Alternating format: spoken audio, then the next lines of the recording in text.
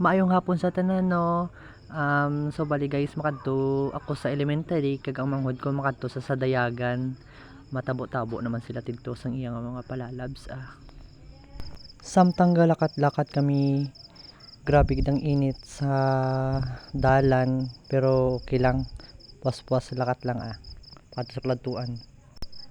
By the way guys, ari na kami sa crossing sang abong ara kami subong sa gilid, nagalakat-lakat do kadasig sing akon nga lakat no. Ari ko dayon sa Gintikgan road padto na sa elementary diri nga area.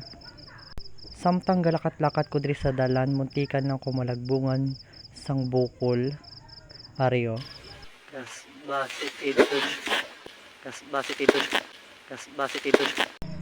Hindi ko expect nga malagbungan ko sang bukol samtang galakat ko sa dalan diri nga area sa padto na sa gym sang Gintikgan no. Hi kay Ligay nun TV. So far ari manggid ko subong sa nakaabot manggid sa elementary. Kag mga upod ko di puro bata, mga athlete sang Gintikgan Elementary School.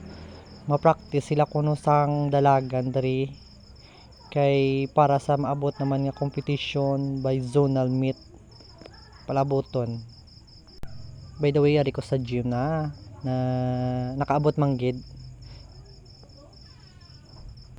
Diri yo nagalakat-lakat ko hambagan ini sir sakon nga wala pa kuno player kay alas 3 makadto na di sila tanan.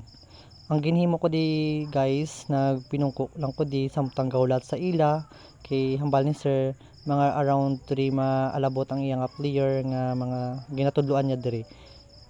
Kag ari lang ko di sa gilid nagapinungko kag ang mga upod ko di puro mga bata, mga amo ni sila na mga athlete na sang Gintikgan Elementary.